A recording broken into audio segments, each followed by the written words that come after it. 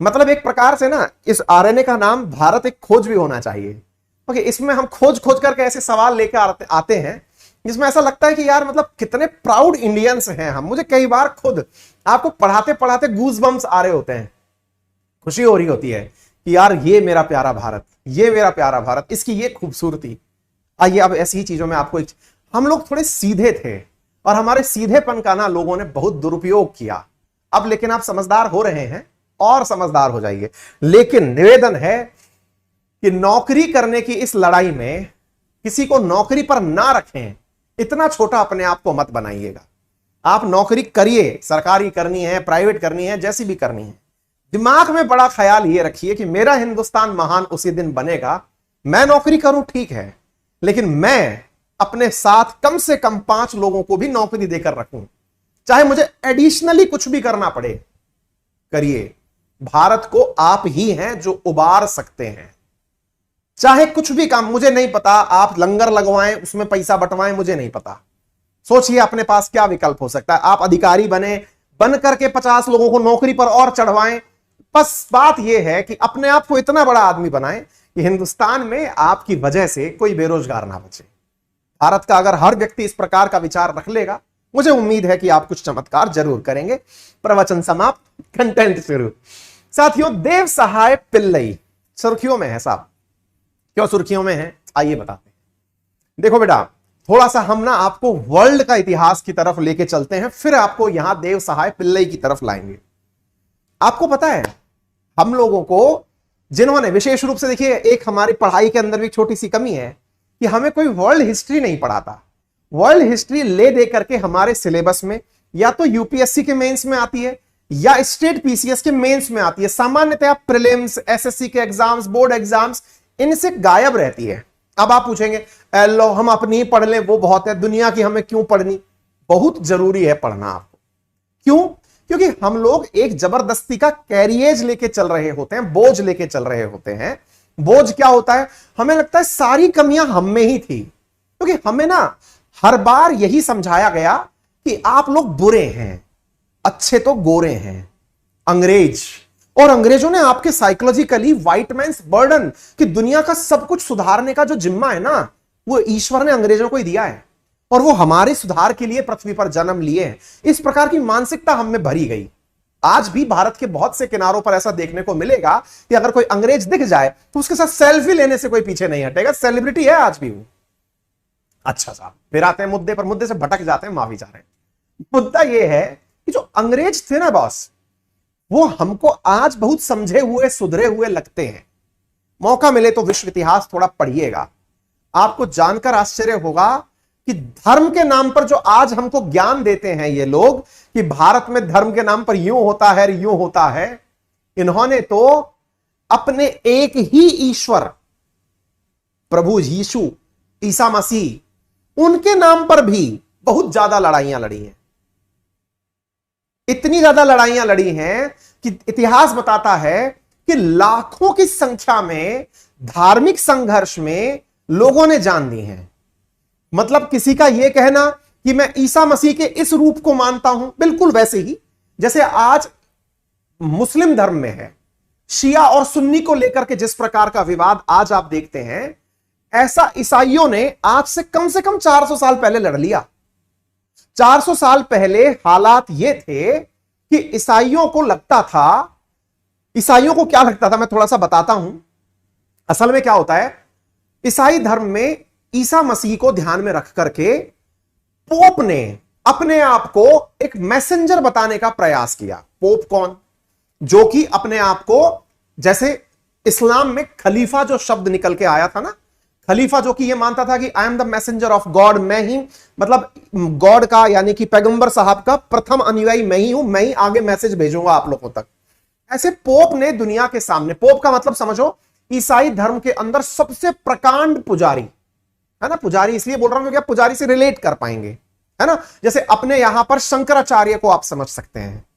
ऐसे पोप ने पूरे यूरोप में ईसाई धर्म जहां पर भी था, वहां पर इटली के रोम के अंदर आज एक देश के नाम से जाने जाने वाला वेटिकन सिटी, उस वेटिकन सिटी के पोप के द्वारा दुनिया को यह बताया जाता था कि वो भगवान से सीधा संपर्क में है। और संपर्क में है इसका मतलब यह है कि वो सबसे ऊपर है।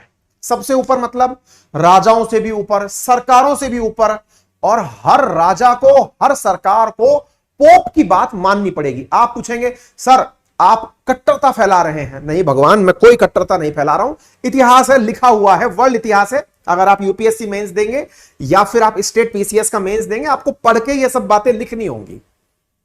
क्योंकि आज का जो यूरोप देखते हैं उसमें जो आप खुलापन देखते हैं ना, उस खुलेपन के पीछे हम में यह आता है कि यार ये कितने मस्त कूल लोग हैं, इनके कोई झंझट नहीं है, बस यूं यूं किया काम हो गया, गॉड ग्रेट है, इनको कुछ भी कहो, ये गॉड के ऊपर कोई मजाक बना सकते हैं, मीम बना सकते हैं। भैया ये जो आज बना सकते हैं ना, इसके लिए इनके पुरखों ने लाखों की संख्या में जान दी है। इनको जो आज समझ में आया ज्ञान, इसके लिए लाखों ने कुर्बानी दी है। धर्म के नाम पर इतनी लड़ाइयां लड़ी हैं, उन्हीं लड़ाइयों के नतीजे निकल के आए कि इन्होंने कट्टरता छोड़ी कि अगर हम बहुत ज्यादा कट्टर रहे तो शायद सरवाइव ना कर पाए। समझ गए? अब फिर से आते हैं मुद्दे पर, मैं भटक जाता हूं, फिर से आइए। तो मुद्दा यह है कि हाल ही में उन्हीं पोप के द्वारा, कौन से पोप? वेटिकन सिटी के सबसे बड़े पुजारी, जो कि रोम के अंदर यानी कि रोमन कैथोलिक चर्च के अंदर सबसे बड़े, पोप फ्रांसिस नाम है उनका, उन्होंने हाल ही में भारत में जन्मे एक व्यक्ति को, जो कि कभी हिंदू धर्म से कन्वर्ट होकर ईसाई बना था, उसे संत की उपाधि दी है। फिर से सुनिए क्या कहा उन्होंने। हाल ही में भारत में लगभग 300 साल पहले जन्मे एक व्यक्ति को संत की उपाधि दी है। संत, सेंट। अब आप पूछेंगे सर एक मिनट, पहले आपने पोप समझाया, वो दिमाग में सेट हुआ जैसे तैसे, अब ये संत कौन है? आप ऐसे समझिए कि आप किसी को कहने लगे कि ये तो भगवान विष्णु का नवा अवतार है, ये तो 16वां अवतार है, यानी कि एक प्रकार का दिव्य पुरुष जिसको आप देवत्व की प्राप्ति के लिए मान सकते हैं, ये तो ईश्वर तुल्य था, संत था, यानी कि ये सबसे दिव्य आत्मा थी, संत कहा गया। कौन कहता है ये? Pope Francis. अच्छा सर वो कौन है व्यक्ति? बता रहे हैं, आ रहे हैं। पोप फ्रांसिस ने हाल ही में 10 लोगों को संत की उपाधि बांटी है। हालांकि जिन इंडिया वालों का नंबर आया है वो इस धरती पर नहीं है, लेकिन उसके मकसद आपको समझ में आएंगे। आइए सेशन पढ़ते चलिए। तो आज के सेशन में जो देव सहाय पिल्लई हैं, यही वो संत हैं। कहानी सुनिए विस्तार से, आगे बढ़ते हैं साथियों। तो मुद्दा है देव सहाय पिल्लई के बारे में, जिन्हें पोप फ्रांसिस के द्वारा संत घोषित किया गया है। तो कहानी क्या है? तो ये रही कहानी। Dev Sahay Pillai declared saint by Pope Francis, पहला भारतीय व्यक्ति है जिसे संत की उपाधि दी गई है।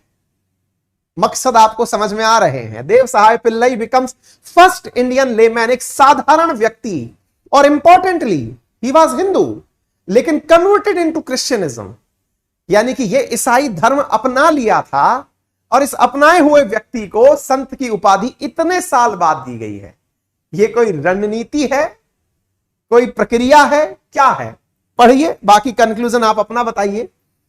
ए person who is recognised as having exceptional, तो मैं संत कौन है पहले बता दूं। वो व्यक्ति जिसमें होलीनेस यानी कि पवित्रता एक एक्सेप्शनल लेवल की होती हो, जिसको लोग जबरदस्त पसंद करते हो, जो कि भगवान के एकदम क्लोजेस्ट हो, उसे हेरोइक सैंक्टिटी कहा जाता है। पहली बार संत की उपाधि 993 में दी गई थी। किसको दी गई थी? अल्रिच ऑफ ऑसबर्ग को दी गई थी, प्रथम संत के रूप में पोप जॉन 15वें के द्वारा। अभी पोप फ्रांसिस ने 10 लोगों को उपाधि बांटी है, उनमें से ये एक शामिल है। 10 नए संत बनाए गए हैं, उनमें से ये शामिल है। 10 के 10 नाम यहां पर हैं। इनमें 4 महिलाएं हैं, 6 पुरुष हैं। उन पुरुषों में से एक भारतीय है। तो चलिए अब फिर से आते हैं। ये है पोप फ्रांसिस। पोप फ्रांसिस,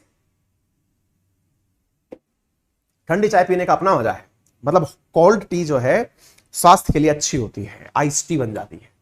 तब इन्होंने इनको उपाधि दी है। क्या है ये कहानी, चलिए अब मैं थोड़ा सा विस्तार से बताता हूं, थोड़ा इतिहास जानिए इसका। कहानी है साथियों 1712 की, लगभग आज से 310 साल पहले की। एक व्यक्ति जिनका नाम था देव सहायम पिल्लई, उनका जन्म 23 अप्रैल को तमिलनाडु के कन्याकुमारी नामक स्थान पर हुआ। कन्याकुमारी में पनपे हुए या पैदा हुए इन देव सहायम पिल्लई, इनकी स्थिति त्रावणकोर, अच्छा उस तरफ जो राजघराना होता था उसका नाम त्रावणकोर राजघराना था, उसमें इनकी स्थिति बहुत अच्छी थी। इनके पिताजी एक पुजारी थे, बहुत अच्छे से रीति रिवाज, धार्मिक रीति रिवाजों का पालन किया करते थे। एक बार डचों ने, यानी हॉलैंड वाले जो डच हैं, वहां के ईसाइयों ने त्रावणकोर राज्य पर कब्जा करने के लिए आक्रमण किया। तो जब आक्रमण किया तो उस समय पर त्रावणकोर की तत्कालीन सरकार के द्वारा डचों को हरा दिया गया। जब डचों को हरा दिया गया तो यहां पर जो डच के कैप्टन थे, जिनका नाम था कैप्टन युस्टाचियसन डी लेनॉय, आप केवल कैप्टन याद रख लीजिए, जो डचों की तरफ से लड़ने के लिए कैप्टन आए थे, जो डच ईस्ट इंडिया कंपनी के द्वारा आए थे लड़ने के लिए त्रावणकोर से, उन्होंने सरेंडर करके त्रावणकोर सरकार का ही सेनापति बनना स्वीकार कर लिया। भाई जिससे हार गए उसके लिए कहा कि मुझे अपना सेनापति बना लो। अपने भारत वालों के अंदर इतनी आत्मीयता और सबसे बड़ी बात करुणा है कि हम दूसरे को परेशान देख करके चल भाई ठीक है। अब बहुत बार इतिहास गवाह है कि हमने जब किसी को छोड़ा है वही आकर के हमारी पीठ पर छुरा घोंपा है। मतलब एक चीज तो इतिहास से समझ में आ चुकी है कि सांप सांप ही रहता है, उसको कुचल देना ही बेहतर होता है। तो साथियों ऐसी स्थिति में त्रावणकोर की सेना से युद्ध में ये जो डच कैप्टन हारा, इसने क्या किया, डच कमांडर त्रावणकोर का बनना स्वीकार कर लिया और यह बनकर के त्रावणकोर की जो सेना थी उसको पूरी तरह ट्रेंड किया और इसने त्रावणकोर की सरकार को बहुत सारा क्षेत्र जीत जीत कर दिया। इसी दौरान डच कमांडर की मुलाकात देव सहायम से हो गई और देव सहायम डच कमांडर के ईसाई धर्म से प्रभावित हो गया और ऐसा करके 1945 में देव सहायम, जो कि पुजारी के बेटे थे, जिनके पिता एक हिंदू मंदिर में पुजारी थे, जो संस्कृत, तमिल और मलयालम भाषा के एक बेहतरीन वक्ता थे, नायर परिवार में पैदा हुए थे, उन्होंने 1945 में ईसाई धर्म अपना लिया। कब की बात है, 1945 की, ठीक है। जब ईसाई धर्म अपना लिया तो देव सहायम पिल्लई का नाम, जो कि नीलकंठ पिल्लई हुआ करता था, इन्होंने बाप्टिज्म किया। बाप्टिज्म का मतलब होता है वो प्रक्रिया जिसके माध्यम से आप अपना धर्म छोड़कर दूसरे का धर्म अपनाते हैं, उस प्रक्रिया के माध्यम से अपना नाम परिवर्तित किया और इनका नाम बन गया लेजारूस। बेलारूस नहीं, वहां लुकाशेंको है आज भी। लेजारूस इनका नया नाम पड़ा। देव सहायम पिल्लई लेजारूस के नाम से जाने जाने लगे। लेजारूस का अर्थ होता है प्रभु की मदद, यानी गॉड की मदद। लेजारूस जो व्यक्ति बन चुका था वो तमिल और मलयालम भाषाओं में अपना अनुवाद देव सहायम करता है। देखिए दो बात समझिए, असल में इनका नाम क्या था, नीलकंठ पिल्लई। नीलकंठ पिल्लई को हिंदी में या फिर तमिल भाषा में देव सहायम कहा जाता है। कैसे, क्योंकि इस्लाम इनका नाम पड़ा लेजारूस। लेजारूस का ट्रांसलेशन है गॉड की हेल्प। गॉड की हेल्प मतलब देवता की सहायता, देव सहायम। समझ गए, असली नाम नीलकंठ। नीलकंठ ने क्या बना, लेजारूस। लेजारूस का मतलब क्या होता है, गॉड हेल्प। गॉड हेल्प का मतलब देव सहायता, यानी देव सहायम। क्लियर, तो ये देव सहायम हो गए। अब ये जो देव सहायम है, इनके धर्म परिवर्तन से वहां की जनता इनसे नाराज हो गई और जनता जब नाराज हुई तो इन्होंने गोली मारकर जनता ने देव सहायम पिल्लई की हत्या कर दी। यानी कि त्रावणकोर की जनता ने इनके धर्म परिवर्तन से नाराज होकर इन्हें गोली मार दी और इनकी हत्या कर दी। अब आप पूछेंगे कि जो व्यक्ति मर चुका है, कब मर चुका है, 14 जनवरी 1752 को, यानी 7 साल के अंदर धर्म अपनाने के बाद उसे मार दिया गया। 1752 की घटना को पोप फ्रांसिस के द्वारा 270 साल बाद निकाल करके संत की उपाधि दी जा रही है। समझदार आप भी हैं। क्लियर है? मुद्दा समझ में आ रहा हो तो थम्स अप तो कर ही दो, लाइक कर दो, चैनल सब्सक्राइब शेयर, ये तो सब बोलना हमारी देखो जी रोजी रोटी इसी से चलती है साहब। आदमी इतना मोटा पेट लेके पढ़ा रहा है आपको तो ये तो चलेगा ही ना इससे। समझ रहे हैं आप कुछ?